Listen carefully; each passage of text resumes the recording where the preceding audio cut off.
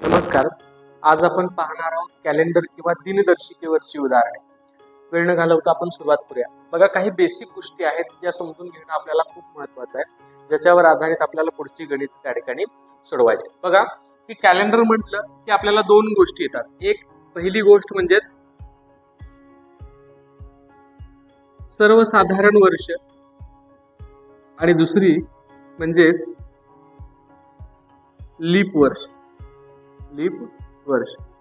बघा की कॅलेंडर मध्ये दोन गोष्टी महत्त्वाच्या आहेत. एक सर्वसाधारण वर्ष आणि दुसरं लीप वर्ष. सर्वसाधारण वर्षामध्ये 365 दिवस असतात, तर लीप वर्षामध्ये 366 दिवस असतात. म्हणजेच या ठिकाणी मी असं म्हणतोय की 52 आठवडे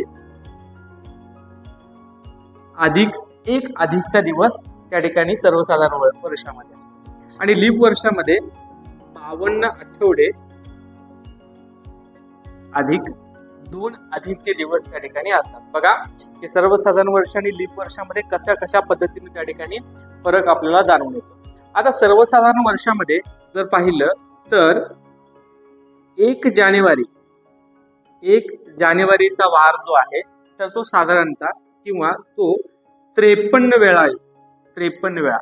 आणि इतर राहिलेले जे वार जे आहेत तर ते किती वेळा येतात, तर ते राहिलेले वार हे 52 वेळा त्या ठिकाणी येताना आपल्याला दिसून येतात.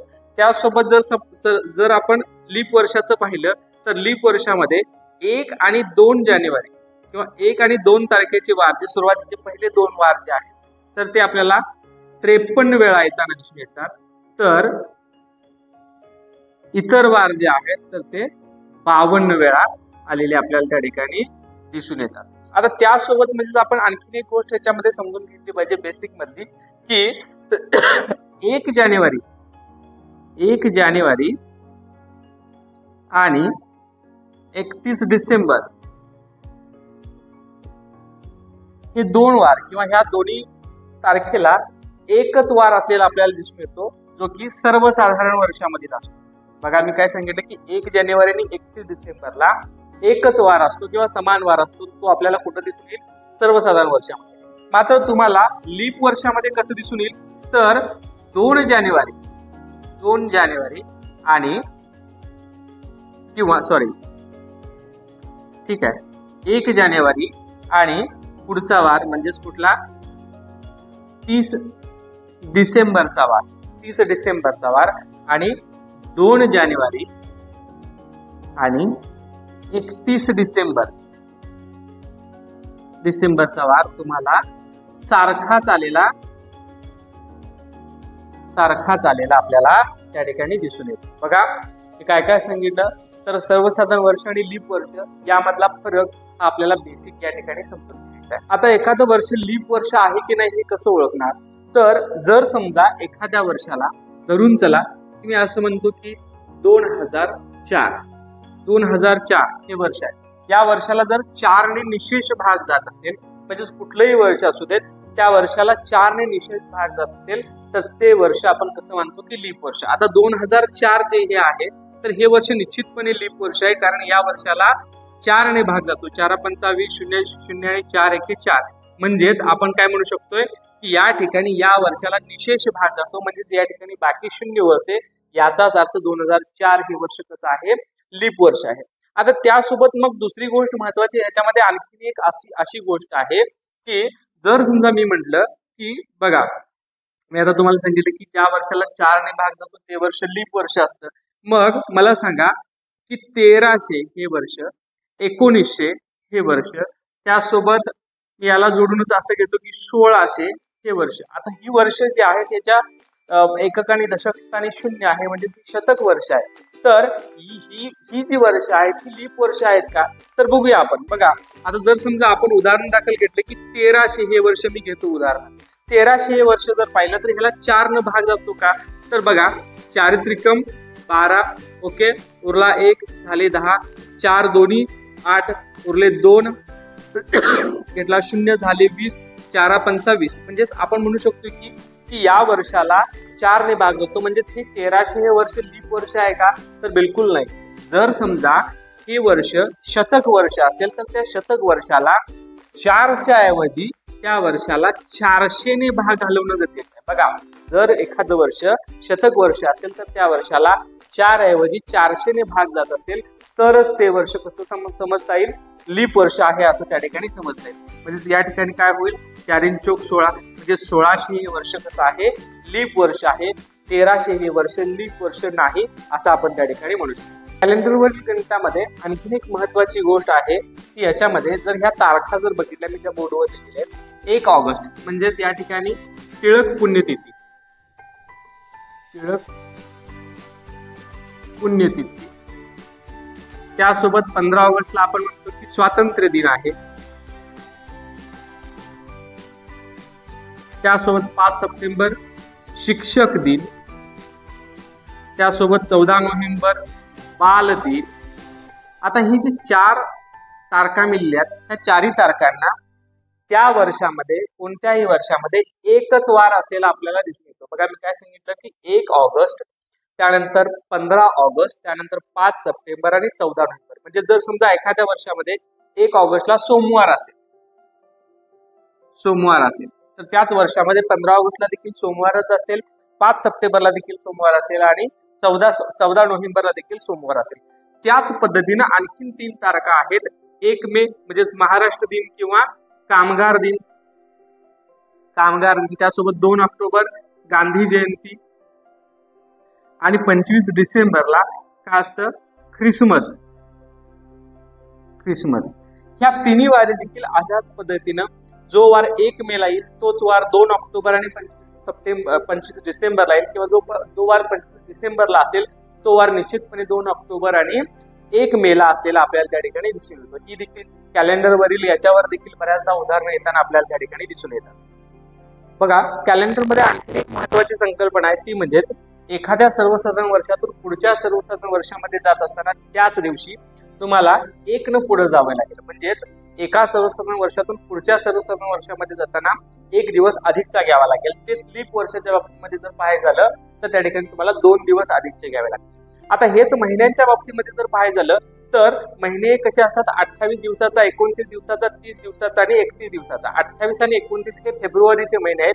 जे 28 दिवसाचा महिना हा सर्वसाधारण वर्षामधील फेब्रुवारीचा महिना असतो आणि 29चा जो आहे तर तो लीप वर्षामधील फेब्रुवारीचा महिना असतो. आता बघा, जर 28चा असेल तर त्या ठिकाणी कुठलाही एखादा जादाचा दिवस येणार नाही, आपण त्या ठिकाणी त्याला 0 म्हणूया. जर समजा 29चा असेल तर त्या ठिकाणी 1 अधिकचा दिवस येईल. जर समजा 30चा असेल तर तुम्हाला 2 अधिकचे दिवस येतील आणि 31चा असेल तर 3 अधिकचे दिवस येतील. एवढं फक्त लक्षात घ्या. पुढे उदाहरण घेताना मी त्या ठिकाणी तुम्हाला त्या ठिकाणी व्यवस्थित ज्या पद्धतीने हे आपण समजून घेतलेलं आहे ते तुम्हाला मी पुढे समजून सांगेन. बघा, यापूर्वी आपण जी माहिती पाहिलेली आहे तर त्यावरची काही उदाहरणं पाहूया आपण. गणित असं आहे की जर 2001 वर्षाचा स्वातंत्र्य दिन बुधवारी आला तर त्याच वर्षीचा जागतिक एड्स दिन कोणत्या वारी? बघा, 15 ऑगस्ट म्हणजेच स्वातंत्र्य दिन म्हणजेच 15 ऑगस्ट हा बुधवारी आलेला आहे, तर 1 डिसेंबर हा कोणत्या वारी? आता याच्यापूर्वी मी माहिती तुम्हाला सांगितलेली होती की जी तुम्ही लक्षात ठेवणं अपेक्षित आहे, ज्याच्यामध्ये मी सांगितलं होतं की 1 ऑगस्ट, त्यानंतर 15 ऑगस्ट, त्यानंतर 5 सप्टेंबर शिक्षक दिन आणि शेवटचा 14 नोव्हेंबर हा बाल दिन. हे सगळे वार एकाच दिवशी येतात. आता जर समजा 15 ऑगस्ट आणि 14 नोव्हेंबर हे दोन्ही दिवस एकाच वारी येतात, याचाच अर्थ इथं मी असं म्हणू शकतोय की 14 नोव्हेंबरला देखील कुठला वार आहे? बुधवारच आहे. आता नोव्हेंबर मध्ये एकूण किती दिवस? तर 30 दिवस. आता 14 नोव्हेंबरला बुधवार आहे, 14 आणि किती 30, तर 14 आणि 16 30, म्हणजेच या ठिकाणी राहिले दिवस किती? नोव्हेंबर मध्ये 16. आणि तुम्हाला काय सांगितलं की 1 डिसेंबरचा म्हणजे अधिक, मी इथं काय करतो अधिक 1 म्हणजे एकूण दिवस किती झाले? 17. आता 17 भागिले मी काय करतो 7 करतो, कारण एका आठवड्यामध्ये दिवस किती असतात? 7. 17 भागिले 7, 7 दोन्ही 14. ओके, आणि राहिली बाकी किती? अधिक बाकी राहिली 3, म्हणजेच बुधवार अधिक 3 जी राहिलेली बाकी आहेत, म्हणजे जे राहिलेले जादाचे दिवस जे आहेत तर ते त्याच्यामध्ये आपल्याला काय करायचे? मिळवायचे. म्हणजेच मी असं म्हणतोय की बुधवार नंतर गुरुवार, शुक्रवार आणि शनिवार, म्हणजेच 1 डिसेंबरला कुठला वार येईल? शनिवार त्या ठिकाणी येईल. हे याचं झालं उत्तर. आता जर समजा तुम्हाला यावेळेस मी म्हणतोय की हे जे मी याच्यापूर्वी सांगितलेलं आहे ते आठवतच नाही, म्हणजे 1 ऑगस्ट, त्यानंतर 15 ऑगस्ट किंवा 5 सप्टेंबर आणि 14 नोव्हेंबर हे दिवसच आठवत नाहीत, मग अशा वेळी काय करायचं, तर तुम्हाला थेट आपण जादाचे दिवस किंवा महिने काउंट करून देखील हे गणित सोडवू शकतो. तर ते कसं बघा, आता 15 ऑगस्ट आता 15 ऑगस्ट आहेत. ऑगस्ट हा कितीचा महिना आहे? 31चा महिना आहे. म्हणजे 15 मधले 31 मधले 15 गेले तर राहिले किती? 16. ऑगस्ट मधले 16 दिवस. त्यानंतर सप्टेंबरचे 30, ऑक्टोबरचे 31, नोव्हेंबरचे 30 आणि डिसेंबरचा 1 दिवस. कारण 1 डिसेंबर तुम्हाला काढायचं ना, लक्षात येते का? जेवढे काही दिवस राहिलेले तेवढे मी काउंट केले. म्हणजेच हे 16 दिवस ऑगस्टचे, सप्टेंबरचे, ऑक्टोबरचे, नोव्हेंबरचे आणि डिसेंबरचा. आता यांची बेरीज किती येते बघा, 6, 7, 8, 3 त्रिकड 9 आणि 1 10, 108. म्हणजेच इथं देखील मला काय करावं लागेल, 108 भागिले 7. 7 एके 7 उरले 3 झाले 8, 38, 7 चोक 28, 7 5 35, 35 अधिक 3 38. म्हणजे इथे देखील बाकी काय उरेल, 3 उरेल. म्हणजेच या ठिकाणी आपण काय म्हणू शकतोय, जर स्वातंत्र्य दिनी बुधवार असेल, बुधवार अधिक 3 शनिवार त्या ठिकाणी त्याचं उत्तर येईल. हे झालं 2 पद्धतीने मी तुम्हाला याचं उत्तर सांगितलं. आता आपण पाहूया की खाली एक मी दुसरा प्रश्न आणखीन एक काढलेला आहे, तर त्याचं उत्तर आपण पाहूया. बघा दुसऱ्या प्रश्नामध्ये काय सांगितलंय,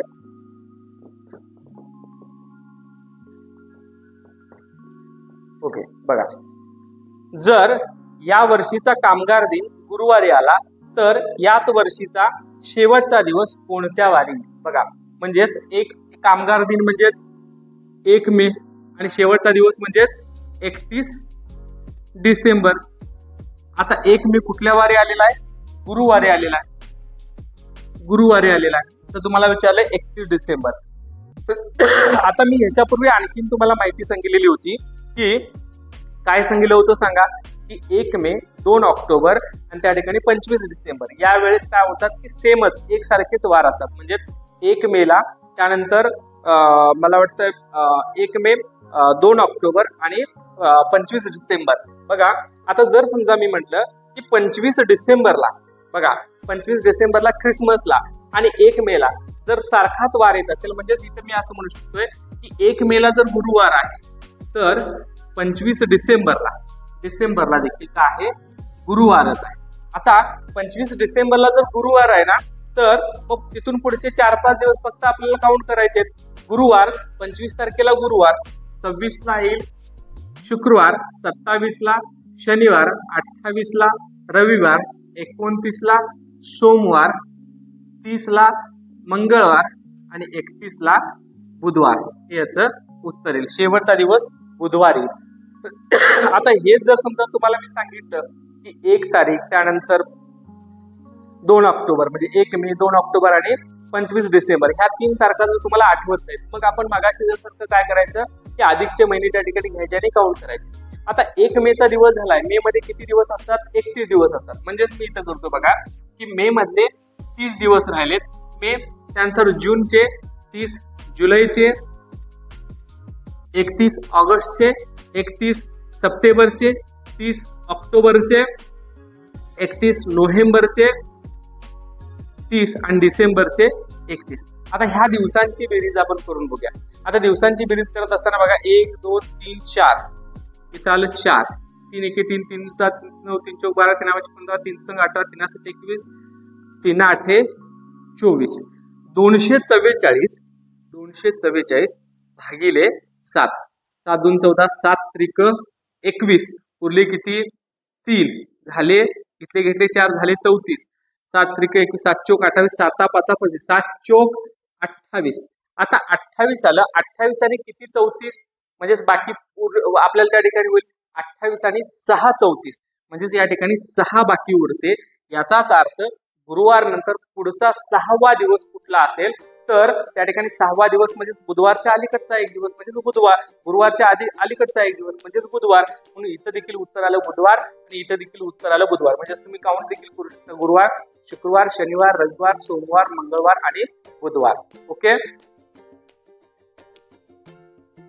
कॅलेंडरवरील उदाहरणे सोडवत असताना आणखीन एक याच्यामधला प्रकार येतो, तो म्हणजे असा आहे बघा की तुम्हाला असं विचारलं जातं की एखादा मुलगा आहे, त्याचा जन्म या वारी झालाय आणि त्याचा भाऊ किंवा त्याच्यापेक्षा एक व्यक्ती मोठी आहे, तर त्या दोघांच्या मधला जन्मवार जर एकाचा दिला असेल तर दुसऱ्याचा जन्मवार कोणता, अशा पद्धतीची गणितं त्या ठिकाणी विचारली जातात। आता बघा की इथं अशा पद्धतीची गणितं सोडवत असताना एक बेसिकची गोष्ट मुख्यतः लक्षात घेणं गरजेचं आहे, ती म्हणजेच कोणाचा जन्मवार काढायला सांगितला आहे। रिपीट करतो की कोणाचा जन्मवार काढायला सांगितला आहे, ही गोष्ट तुम्हाला लक्षात ठेवावी लागेल।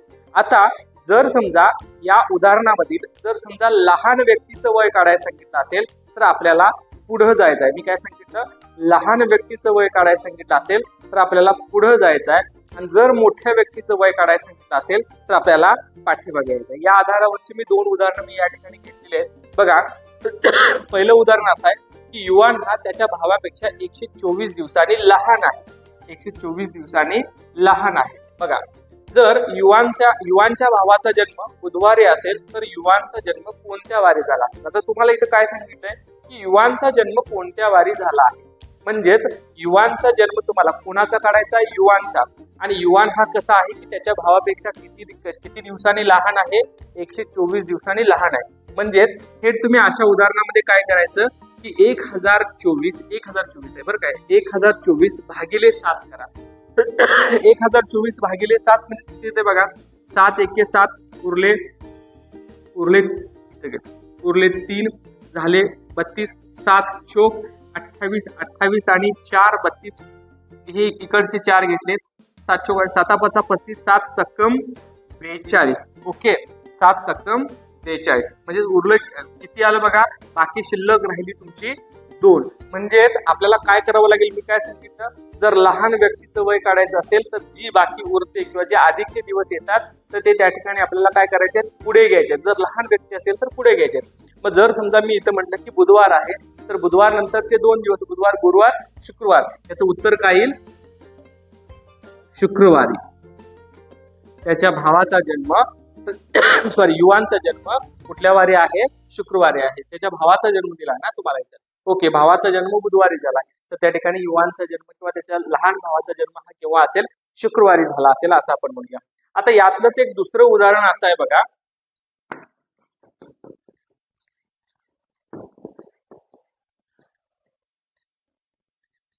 विपुल हा धवनपेक्षा 1971 दिवसांनी मोठा आहे। विपुल हा कसा आहे, 1971 दिवसांनी मोठा आहे। जर धवनचा जन्म शनिवारी झाला असेल तर विपुलचा जन्म केव्हा झाला ते सांगा, किंवा कोणत्या वारी झाला ते सांगा। आता विपुल हा धवनपेक्षा कसा आहे, मोठा आहे। म्हणजेच तुम्हाला काय करायचं आहे, तुम्हाला काय सांगितलं की विपुलचा जन्म म्हणजे मोठ्या भावाचा जन्म किंवा मोठ्या व्यक्तीचा जन्म तुम्हाला काढायला सांगितलेला आहे। म्हणजेच आपण काय केलं पाहिजे की पाठीमागे गेलं पाहिजे। जे काही दिवस दिलेले आहेत 1971 भागिले किती, 7। ओके भागिले 7, 7 एके 7, 7 दुनी 14, उरले किती 5 झाले 57, 7 7 49, 7 8 56। ओके उरला 1, इकडचे मी घेतो 1, 11 झाले, 7 एके 7। ओके 7 आणि किती 11, 7 आणि 4 11, म्हणजे आपल्याला अधिकचे जादाचे दिवस किती मिळाले, 4, किंवा याची बाकी किती उरली 4। म्हणजेच आता आपल्याला काय सांगितलं की मोठ्या व्यक्तीचा किंवा मोठ्या भावाचा जन्म सांगितलेला आहे, म्हणजे आपल्याला काय करावं लागेल की पाठीमागे यावं लागेल। जर समजा इथं दिलेला आहे कुणाचा, धवनचा जन्म शनिवारी झालेला आहे तर शनिवार नंतर पाठीमागे 4 दिवस या, शुक्रवार गुरुवार बुधवार आणि मंगळवार। म्हणजेच विपुलचा जन्म केव्हा येईल, मंगळवारी। यातले एक एक उदाहरण घेतो, तुम्ही बाकीची उदाहरण त्या ठिकाणी सोडवू शकताय। बाकीची पुस्तकं भरपूर आहेत, बरीच पुस्तकं आहेत, तर त्या पुस्तकांमधून घेऊन तुम्ही काय करा, अधिकची सरावासाठीची गणितं सोडवून बघा। आणखीन काही गणितं आपण सरावासाठी बघूया। कॅलेंडर वर्षात गणित, पहिलं गणित आहे, जर 26 जानेवारी 2006 रोजी शुक्रवार होता तर 8 मार्च 2011 रोजी कोणता वार येईल। यावेळेस मी गणित सोडवत असताना तुम्हाला अधिकचे जादाचे दिवस दिलेले आहेत, त्यावरून किंवा महिन्यांचे अधिकचे जादाचे दिवस कसे येतात यावरून कसं गणित सोडवायचं हे तुम्हाला सांगणार आहे। आता ज्यावेळेस तुम्हाला सांगितलेलं आहे की 26 जानेवारी 2006 ला कुठला वार येतोय, शुक्रवार येतो। ओके आता 2006 ते 2007 किती एका सर्वसाधारण वर्षामधून दुसऱ्या सर्वसाधारण वर्षामध्ये जाताना आपण काय करू शकतोय, एक अधिकचा दिवस घेऊ शकतोय. 2007 मधून 2008 मध्ये जाताना किती येईल, एक अधिकचा दिवस. आता बघा काय इथं 2008 हे लीप वर्ष लागलेलं आहे, पण तर देखील मी इथं एकच घेतलेला आहे. कारण का, जोपर्यंत लीप वर्षामध्ये मी काय सांगतोय की जोपर्यंत लीप वर्षामध्ये 29 दिवस, फेब्रुवारीचे 29 दिवस आपण काउंट करत नाही, तोपर्यंत आपल्याला अधिकचे 2 दिवस त्या ठिकाणी काउंट करता येणार नाहीत किंवा त्या ठिकाणी घेता येणार नाहीत. म्हणून बघा की 2008 साली मी काय केलं की अधिकचा एकच दिवस घेतला. त्यानंतर 2009 साली इथं 2 घेणार. कारण बघा की 26 जानेवारी 2008 ते 26 जानेवारी 2009 म्हणजे 26 जानेवारी 2008 पासून पुढे आपण काउंट करायला सुरुवात केली. म्हणजे इथून इथपर्यंत काउंट करताना तो फेब्रुवारीचा 29वा महिना त्या ठिकाणी या दरम्यान या ठिकाणी येणार आहे. म्हणून मी इथं अधिकचे जादाचे दिवस काय करतोय 2 घेतोय. त्यानंतर 10 ला पुन्हा 1 आणि 10 ते 11 पुन्हा त्या ठिकाणी 1. आता इथं आपण काय केलं की 26 जानेवारी 2011 पर्यंत त्या ठिकाणी दिवसांची गणना केली असं आपण म्हणू शकतो. आता तुम्हाला काय सांगितलंय तर 8 मार्च 2011 ला कोणता वार येईल. आता इथपर्यंत जादाचे दिवस किती झाले आहेत बघा, 1 2 3 4 5 6. मी इथं हे 6 लिहून घेतो. ओके. आता जानेवारीमध्ये 26 जानेवारी पण आलं. 26 जानेवारी पासून पुढे आपण दिवस काउंट करायला सुरू करूया. 26 जानेवारी हा 31चा महिना आहे. म्हणजे 26 जानेवारी पासून 31 पर्यंत हे अधिकचे 5 दिवस राहिलेत. ओके. त्यानंतर फेब्रुवारीचे महिने, आता 2011 हा आहे, म्हणजे हा कुठला महिना आहे, कुठलं वर्ष आहे, सर्वसाधारण वर्ष आहे. म्हणजे इथे या ठिकाणी येईल 28 दिवस आणि मार्चचे किती दिवस, 8 दिवस असे हे अधिकचे दिवस आहेत. यांची बेरीज बघा, 6 आणि 5 11, 11 आणि 8 19, 19 आणि 8 27 आणि हे 4 47. आता 47 भागिले 7, 7 चौक 28, 7 पदापती, 7 सकम 42. ओके. 7 सकम 42, 42 आणि किती 5 47. आता जर तुम्हाला इथं कुठला वार दिलाय, शुक्रवार दिलाय, शुक्रवार अधिक 5, शुक्रवार, शनिवार, रविवार, सोमवार, मंगळवार आणि बुधवार. त्या ठिकाणी 8 मार्चला कुठला वार येईल, बुधवार येईल. बघा समजलं ना घरी. रिपीट करतो की जेव्हा मी काय सांगितलं की एका सर्वसाधारण वर्षातून पुढच्या सर्वसाधारण वर्षामध्ये जाताना तुम्हाला 1 ना अधिक करायचा आहे आणि लीप वर्षामधून पुढे जात असताना तुम्हाला काय करायचं आहे की 2 त्या ठिकाणी वाढवायचे. तसेच जर समजा आपण तुम्हाला एखादं लीप वर्ष दिलेलं आहे, जसं इथं बघितलं आपण की इथं लीप वर्ष आलेलं आहे, मात्र तरी देखील इथं अधिकचा दिवस एकच घेतला. मात्र 2008 ते 2009 इथं मी 2 घेतले. कारण ज्या वर्षामध्ये किंवा ज्या गणनेमध्ये मी असं म्हणतो की 29 फेब्रुवारी पर्यंतची मी गणना करतोय, अशाच वेळी मला अधिकचे 2 दिवस त्या ठिकाणी घेता येतील. आता दुसरं उदाहरण पाहूया.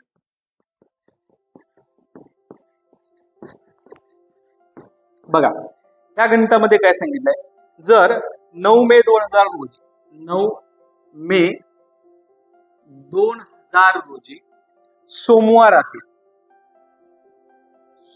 असेल तर 20 जुलै 2005 रोजी कोणता वार येईल. तर तुम्हाला काय विचारलंय, मी इथं लिहितो 20 जुलै 2005 रोजी कोणता वार येईल. बघा 9 मे 2000 रोजी सोमवार आहे. आता 2000 हे कुठलं वर्ष आहे सांगा, लीप वर्ष आहे, बरोबर आहे का. आता लीप वर्षामध्ये इथं 9 मे पर्यंत काउंटिंग घेतलेलं आहे, म्हणजेच इथं फेब्रुवारी महिना पूर्णपणे काउंट करून घेतलेला आहे. याचाच अर्थ 2000 पासून 2001 पर्यंत काउंट करताना आपल्याला एकच अधिकचा दिवस घ्यावा लागेल. ओके. त्यानंतर 2001 पासून 2002 पर्यंत किती येईल सांगा, पुन्हा एक 2002 ते 2003 पुन्हा एक आणि 2003 ते 2004 या ठिकाणी मात्र 2 घ्यावा लागेल. कारण इथं आपण 9 मे 2004 असं त्या ठिकाणी म्हणणार आहे. म्हणजे 2003 ते 2004 अशा ठिकाणी आपण काय करूया, 2 घेऊया, कारण या ठिकाणी लीप वर्ष घेतलं. आणि 2005 9 मे 2005 ची आपल्याला किती घ्यावे लागतील, एक अधिकचा दिवस घ्यावा लागेल. आता बघा की हे अधिकचे दिवस किती झाले, 1 2 3 4 5 आणि 6, हे अधिकचे 6 दिवस झाले. आता तुम्हाला कुठपर्यंत काउंट करायचं आहे, 20 जुलै पर्यंत. आपण आलोय 9 मे पर्यंत. मे हा कितीचा महिना आहे? 31चा महिना आहे. म्हणजेच 22 आणि 9 31 ना, म्हणजेच मे मधले अजून 22 दिवस राहिले. मी इथं आधीचे राहिलेले 22 म्हणजेच मेचे झाले. जूनचे किती दिवस? 30 दिवस. आणि जुलैचे इथे किती घ्यायचे आहेत? 20 दिवस. ओके, यांची बेरीज करा. 8 2 2 4 आणि 3 7 78 आले. 78 भागिले 7, 7 एके 7 आणि पुन्हा इकडं 7 एके 7. ओके, उरला किती? 1. म्हणजेच तुम्हाला काय करायचं सांगा, एक दिवस त्या ठिकाणी काय करावं लागेल सांगा, एक दिवस त्या ठिकाणी पुढे जावं लागेल. ओके, म्हणजेच बघा की किती काय झालं, जर समजा सोमवार असेल तर त्या ठिकाणी एक दिवस ज्यादा चाललेला आहे, त्यामुळे काय एक दिवस अधिकचा मंगळवार. मंगळवार त्या ठिकाणी एक. बघा अशा पद्धतीची गणिते एक बऱ्याचदा परीक्षेमध्ये विचारताना दिसून येतात. बघा, राधाचा जन्म 12 जानेवारी 1990 रोजी सोमवारी झाला, तर तिचा 13वा वाढदिवस कोणत्या वारी येईल? ओके, आता तुम्हाला काय विचारलंय की जन्म आहे 1990चा आणि 13वा वाढदिवस, म्हणजे 90 आणि 13 किती? 90 आणि 10 2000, 2000 आणि 3 म्हणजे 2003चा वाढदिवस आपल्याला काय करता येईल?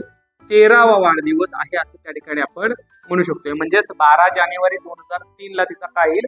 13वा वाढदिवस. मग इथपर्यंत आपण काउंटिंग करत असताना जर समजा हे असं म्हणतोय की जर समजा तुम्ही खूपच अगदी सुरुवातीपासून तयारी करताय, तर तुम्ही काय करा, इथं स्पष्टपणे तुमच्या वहीमध्ये किंवा तुम्ही जिथं सराव करताय तिथे लिहून घ्या की 12 जानेवारी 1990 ला कुठला वार येतोय?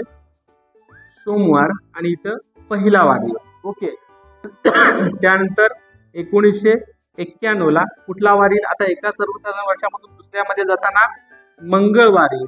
ओके, आता इथं नाही, इथं हा जन्मदिवस आहे, सॉरी हा जन्मदिवस आहे 12 जानेवारी 1990. इथं पहिला वाढदिवस येईल. 1992 ला बुधवार, इथं काय येईल? दुसरा वाढदिवस. आता 1993 ला, आता इथं हे वर्ष जे आहे ना, हे वर्ष लीप वर्ष आहे, त्यामुळे इथून इकडे जाताना आपण फेब्रुवारी महिना धरणार आहे, त्यामुळे 2 दिवसांनी आपल्याला पुढे जावं लागेल. बुधवार, गुरुवार, इथं काय येईल? शुक्रवार, इथं तिसरा वाढदिवस. 1994 ला शनिवार, इथं चौथा. 1900 मी इकडे लिहितो, 1995 ला रविवार, 5वा वाढदिवस. 96 ला सोमवार, 6वा वाढदिवस. 96 हे लीप वर्ष आहे. इथून इकडे जात असताना 1997 ला सोमवार, मंगळवार, बुधवारी 2 न पुढे जातोय मी, इथं 7वा वाढदिवस आहे. 98 ला गुरुवार, 8वा वाढदिवस. 99 ला शुक्रवार, 9वा वाढदिवस. 2000 साली शनिवार, 10वा वाढदिवस. 2001 साली हे लीप वर्ष आहे 2000, इथून इथं जातोय आपण, त्यामुळे इथं काही शनिवार, रविवार, सोमवार 2 न पुढे जातोय. 11वा वाढदिवस. 2002 साली कुठला वार? मंगळवार, 12वा वाढदिवस. 2003 साली बुधवार, त्या ठिकाणी 13वा वाढदिवस. म्हणजेच तिचा 13वा वाढदिवस 2003 साली 12 जानेवारी 2003 रोजी कुठल्या वारी येईल? बुधवारी येताना आपल्याला त्या ठिकाणी दिसून येईल. पण जर समजा तुम्हाला आता एवढी कॅल्क्युलेशन करत बसा, हे सगळं मांडत बसा, असं करत बसण्यापेक्षा तुम्हाला एक बेसिक गोष्ट लक्षात घेणं गरजेचं आहे की सर्वसाधारण वर्षामध्ये आपण काय करतो की 1 न पुढे जातो आणि लीप वर्षामध्ये 2 न पुढे सरकतो. आता बघा की 1990 पासून 2003 पर्यंत जर आपण किती लीप वर्ष आहेत बघितली या 13 वर्षामध्ये, तर 1990 नंतर 1992 हे एक वर्ष, 92 आणि 4 96, 96 आणि 4 2000 आणि 2000 नंतर 2004 येते, म्हणजे 2003 लाच आपल्याला तिथपर्यंतच कॅल्क्युलेट करायचं आहे. म्हणजेच एकूण 3 लीप वर्ष, 3 लीप वर्ष. 3 दोन्ही गुणिले 2, 3 गुणिले 2 म्हणजेच इथं आपल्याला 6 अधिकचे दिवस घ्यावे लागतील. आता हे 3 10 मधले एकूण 13 आहेत ना, 13 मधले 3 गेलेत, राहिली 10. आता 13 मधले 3 गेलेत, राहिले 10, म्हणजेच राहिलेले 10 जे आहेत तर ते 10 ऍज इट इज एक न पुढे जाणार आहेत. म्हणजे 10 गुणिले 1 म्हणजेच मी असं म्हणतोय की 10, एकूण जादाचे दिवस किती मिळाले आपल्याला 16 मिळाले. 16 भागिले 7, 7 दोन्ही 14, उरले किती 2, बाकी 2 म्हणजे अधिकचे 2 दिवस आहेत. जर समजा राधाचा जन्म सोमवारी झाला असेल 1990ला, सोमवार नंतर अधिकचे 2 दिवस, सोमवार, मंगळवार, बुधवार, जे मगाशी आपण कॅल्क्युलेशन करून पण देखील त्या ठिकाणी उत्तर बुधवारच आलं.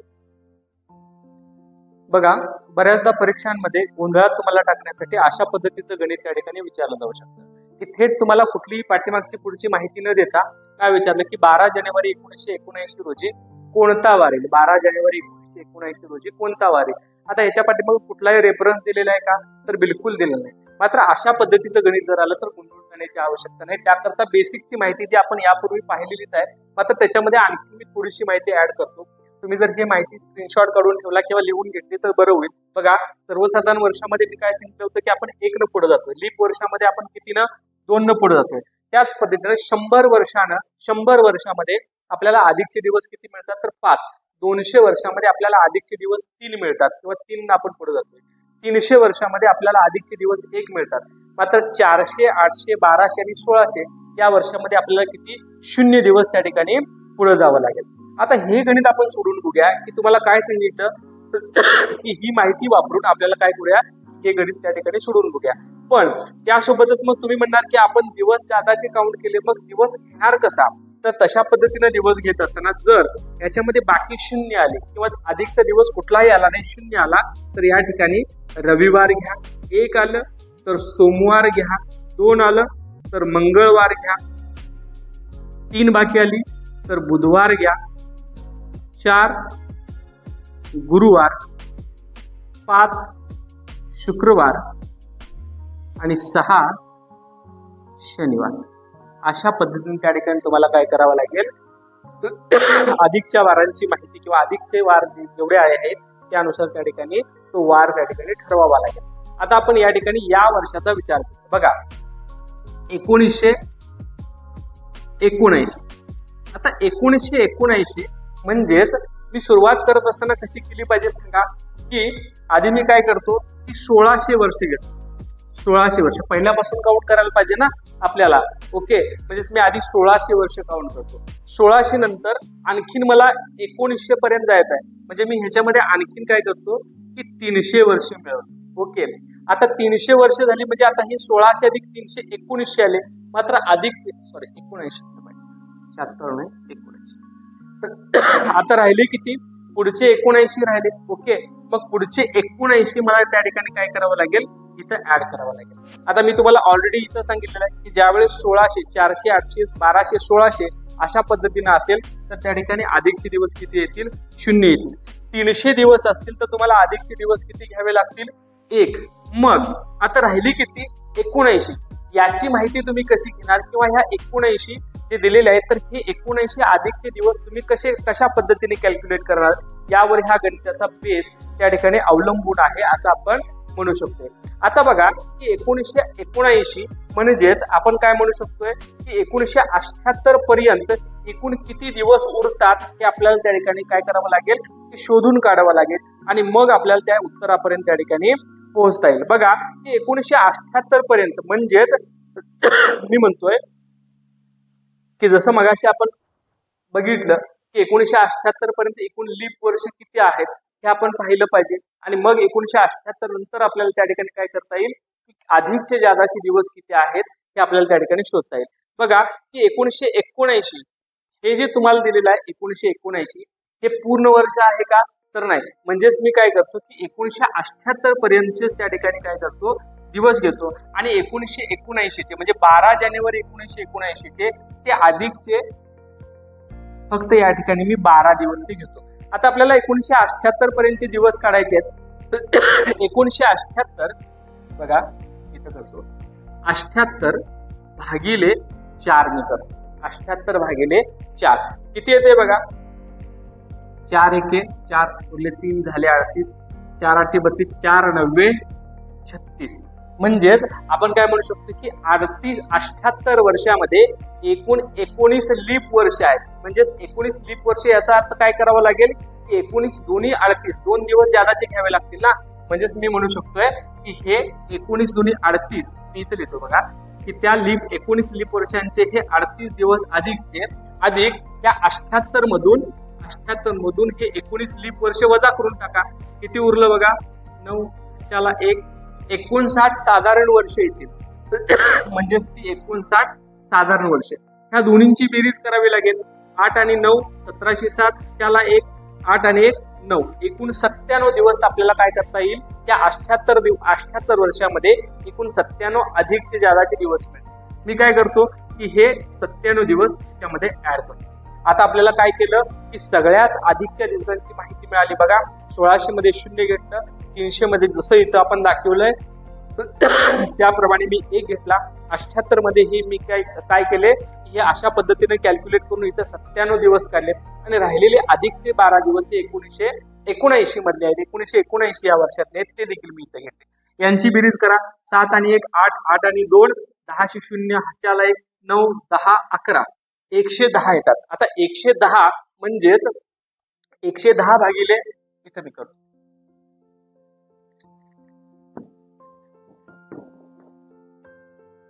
110 भागिले 7 7 1 7 7 आणि 4 11 7 चौक 28 7 5 35.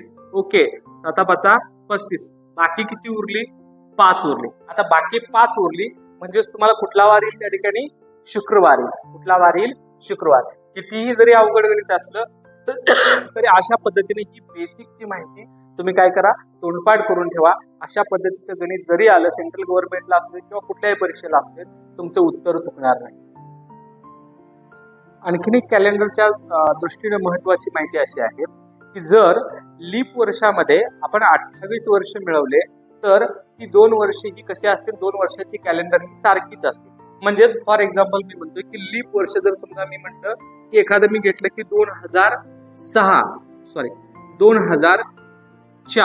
हे एक मी लीप वर्ष घेतलं, तर 2004 मध्ये जर समजा मी म्हटलं की 28 वर्ष मिळवली तर किती येईल सांगा.